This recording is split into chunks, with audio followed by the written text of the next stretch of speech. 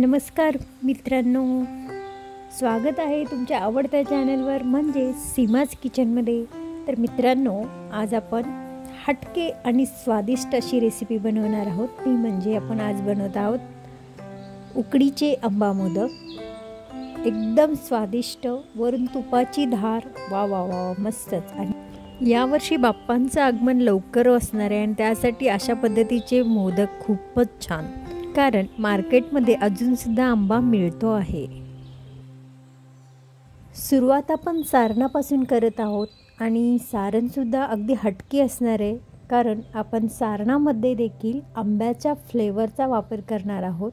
त्यासाठीच चला मग सुरुवात करूया. यासाठी मी एक पॅन घेतलेला आहे आणि पॅनमध्ये आपण 1 टेबलस्पून तूप घालून घेतलेलं आहे. तूप चांगलं गरम होईपर्यंत आपल्याला थांबायचं आहे.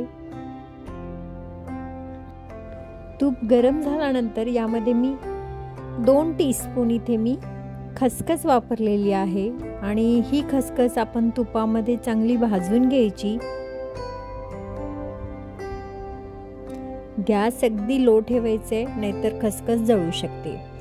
त्यानंतर आपण याच्यामध्ये 1 कप आपण इथे ओल्या खोबऱ्याचा किस घेतलेला आहे.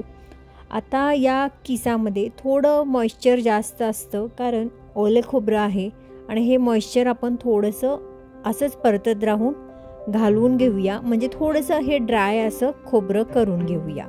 यातील पाण्याचा अंश सुकल्यानंतर याच्यामध्ये आपण गुळाचा वापर करणार आहे.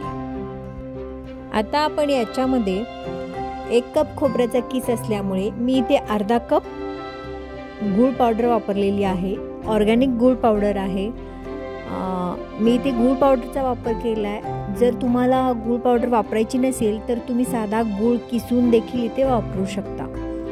आता हा गूळ पूर्णपणे विरघळूपर्यंत आपल्याला असंच, आता आपण गूळ घातलेला आहे, हा गूळ पूर्णपणे विरघळवून घ्यायचा आहे या खोबऱ्यासोबतच. आणि हे खोबरे व्यवस्थित असं ड्राय असं मिश्रण तयार झालं पाहिजे. पहा, व्यवस्थित आता हे गुळाचं मिश्रण आता तयार झालेलं आहे.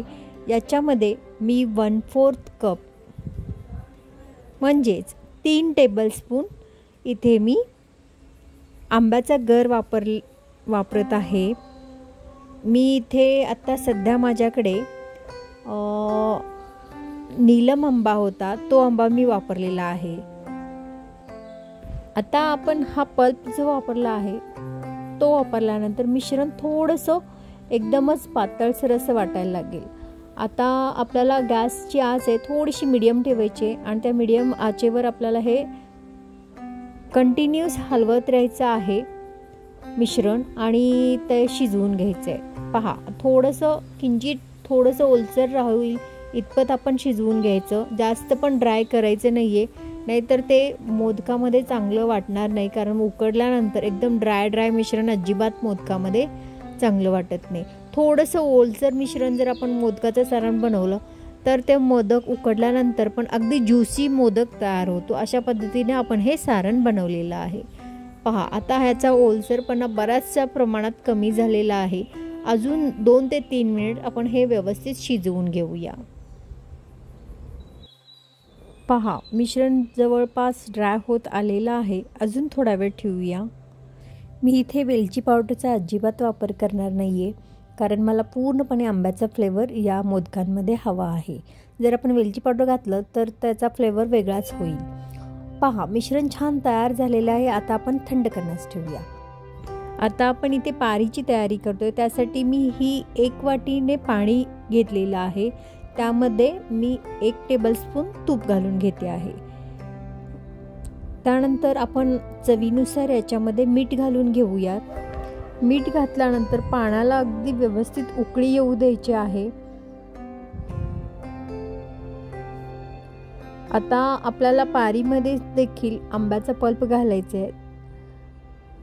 आता मी इथे अंदाज म्हणजे कसा, मी 1 वाटी पाणी घेतलेलं आहे आणि मीठ चवीनुसार घातले. आता याच्यामध्ये मी 1/3 कप आंब्याचा पल्प घालून घेते आहे आणि आंब्याचा पल्प घातल्यानंतर व्यवस्थित असं एक 2 ते 3 मिनिट अगदी छान शिजवून घ्यायचं, म्हणजे आंब्याचा पूर्ण चव या आपल्या जे आवरण बनवणार आहोत त्याच्यामध्ये मिक्स झालं पाहिजे. त्याचबरोबर ज्या प्रमाणात आपण पाण्यासाठी वाटी वापरली होती त्याच वाटीच्या प्रमाणात आपण हे पीठ घेतलेलं आहे आणि हे पीठ आपण घातल्यानंतर लगेचच हलवून घ्यायचं आहे. म्हणजे याच्या गुठळ्या होऊ द्यायच्या नाहीत, एकसारखं हलवून घ्यायचं आणि गॅसची आच एकदम लो ठेवायची आणि एक 2 ते 3 मिनिट असं शिजवून घेऊया. म्हणजे वाफेवरच आपल्याला हे करायचं आहे आणि 5 मिनिट याच्यावर आपण झाकण ठेवून गॅसची आच लोच ठेवून 5 मिनिट ठेवून द्यायचं. म्हणजे याला वाफ येईल. अशा पद्धतीने आपण हे मिश्रण शिजवून घेऊया.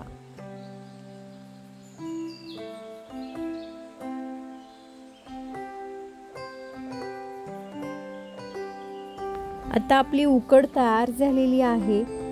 थोडीशी किंचित थंड झाल्यानंतर लगेचच आपण ती ताटात काढून घेऊया आणि याच्या आता हे जास्त अशा याच्यामध्ये गाठी काहीच तयार झालेले नाही आहेत आणि याचा कलर पहा. मी आता थोडंसं तुपाचा हात लावून हे पीठ अगदी व्यवस्थित मळून घेणार आहे. आंब्याचा पल्प घातल्यामुळे हे मिश्रण तुम्हाला जास्त असं ओलसर वाटेल. अगदी मऊसूत असा पटकन गोळा तयार होतो आणि मस्त असे हे मोदकसुद्धा उकडल्यानंतर देखील जवळपास दिवसभर असे मऊसूत राहतील अशा पद्धतीचे हे मोदक तयार होतात. उकड देखील अगदी पटकन मळली जाते. उकड मळताना मात्र तुम्ही एकतर तेलाचा हात घ्या नाहीतर तुपाचा हात घ्या आणि किंचित थोडंसं पाणी लावून तुम्ही ही उकड मळून घ्या. जास्त पाणी लावलं तर तो उकडला जास्त ओलसरपणा जाणवेल. त्यामुळे शक्यतो तेल किंवा तूप लावूनच तुम्ही ही उकड मळून घ्यायची आहे. मस्त मऊसूत अशी आपली ही उकड आता तयार झालेली आहे आणि अजून थोडा वेळ मळून आपण याला 5 मिनिट असंच झाकण ठेवून देऊया आणि 5 मिनिटानंतर लगेचच आपण याचे मोदक तयार करायला घेऊया. वरून थोडंसं तूप लावते आणि 5 मिनिट मी ठेवून देते असंच.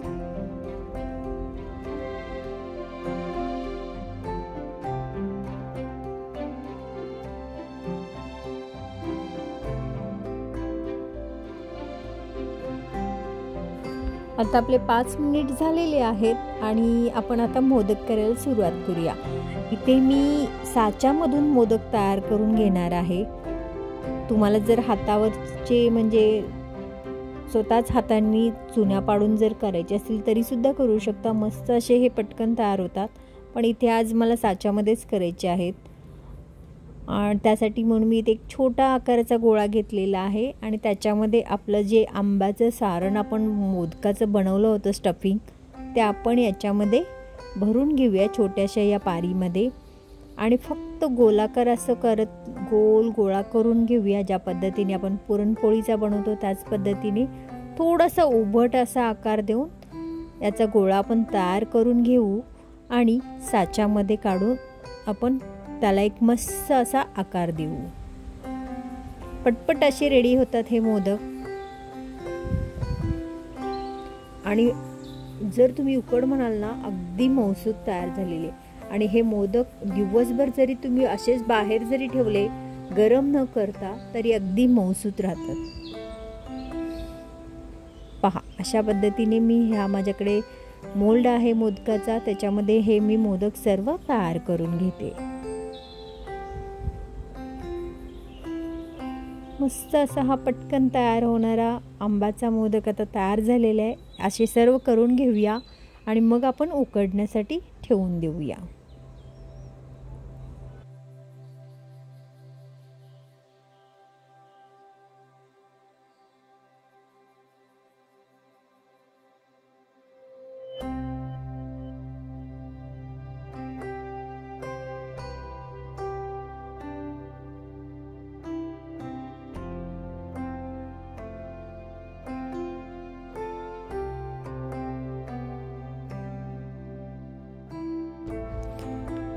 पहा अशा पद्धतीने आपले हे सर्व मोदक तयार झालेले आहेत आता आपण हे उकड काढण्यासाठी ठेवूया. त्यासाठी मी आधीच कुकरमध्ये पाणी उकळायला ठेवलं होतं. मी खाली केळीचं पान ठेवलेलं आहे, त्याला थोडंसं तेल लावून आपण हे मोदक ठेवलेत पाण्यामध्ये थोडेसे बुडवून आणि 10 मिनिट फक्त मी हे मोदक उकडून घेणार आहे. मस्त असे मऊ लुसलुशीत आंबा मोदक तयार होतात आणि वरून तुपाची धार पहा. मऊ लुसलुशीत आणि नाविन्यपूर्ण असे आंबा मोदक तयार झालेले आहेत. आणि यावर्षी गणपती बाप्पा लवकर असल्यामुळे आंबासुद्धा मार्केटमध्ये मिळते. तुम्हीसुद्धा अशा पद्धतीने नक्की करा आणि यावर्षी गणपती बाप्पाला आंबा मोदकाचा नैवेद्य दाखवून खुश करा आणि त्याच्याकडून भरपूर सारे आशीर्वाद तुम्हाला मिळू देत. तर मित्रांनो, कशी वाटली माझी आजची रेसिपी? जर तुम्हाला आवडली असेल तर व्हिडिओला नक्की लाईक करा, शेअर करा, सबस्क्राईब करा आणि अशाच पद्धतीचे नवनवीन रेसिपीज मी महाप्रसादाचे, गणपती बाप्पाच्या प्रसादाचे रेसिपी घेऊन येणार आहे. त्या तुम्ही नक्की पहा आणि रोज वेगवेगळ्या प्रकारचा नैवेद्य तुम्ही तुमच्या बाप्पाला दाखवा. चला मग आपण पुन्हा भेटूया अशाच एखाद्या नवीन रेसिपीसोबत. तोपर्यंत स्वस्थ खा, मस्त राहा, नेहमीच आनंदी राहा. धन्यवाद.